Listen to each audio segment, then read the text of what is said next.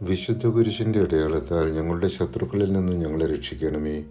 ഞങ്ങളുടെ തമ്പുരാനെ, പിതാവിൻ്റെയും പുത്രൻ്റെയും പരിശുദ്ധാത്മാവിൻ്റെയും നാമത്തിൽ ആമേൻ. ഏശയ്യ 21 അധ്യായം ബാബിലോണിൻ്റെ വീഴ്ചയെക്കുറിച്ചുള്ള പ്രവചനമാണ്. പ്രവാചകൻ ഭയാനകമായ ദർശനം കാണുന്നു.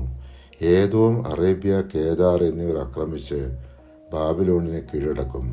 പ്രവാചകൻ വേദനയും ഭീതിയും അനുഭവിക്കുന്നു. കാരണം ദൈവത്തിൻ്റെ ന്യായവിധി ഉറപ്പായും വരും.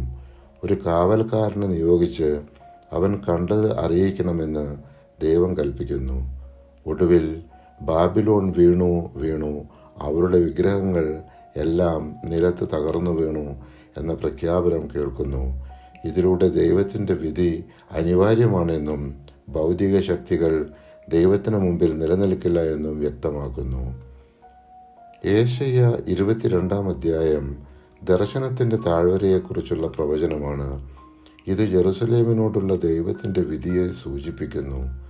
നഗരത്തിലെ ജനങ്ങൾ ഭീഷണിയുടെ സമയത്ത് ദൈവത്തെ ആശ്രയിക്കാതെ സ്വന്തം കോട്ടകളും വെള്ളച്ചാട്ടങ്ങളും ആശ്രയിച്ചു.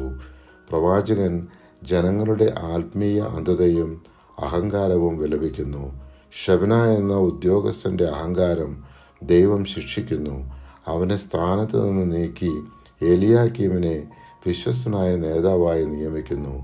ഇതിലൂടെ ദൈവം അഭിമാനികളെ താഴ്ത്തുകയും വിശ്വസ്തരെ ഉയർത്തുകയും ചെയ്യുന്നു എന്ന സന്ദേശം വ്യക്തമാക്കുന്നു.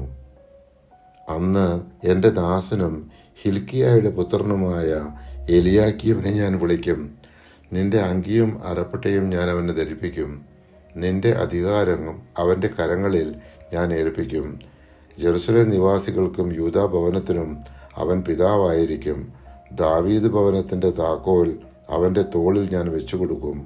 അവൻ തുറന്നാൽ ആരും അടയ്ക്കുകയോ അവൻ അടച്ചാൽ ആരും തുറക്കുകയോ ഇല്ല. ഏശയ്യ 22 അധ്യായം 20 മുതൽ 22 വരെയുള്ള തിരുവചനങ്ങൾ. പരിശുദ്ധാത്മാവെ, തിരുവചനത്തിൻ്റെ അനന്തശക്തിയാൽ ആത്മാവിൻ്റെ ബലങ്ങളും ദാനങ്ങളും നൽകി തീക്ഷ്ണതയാൽ ഞങ്ങളെ ജ്വലിപ്പിക്കണമേ. ആമേൻ.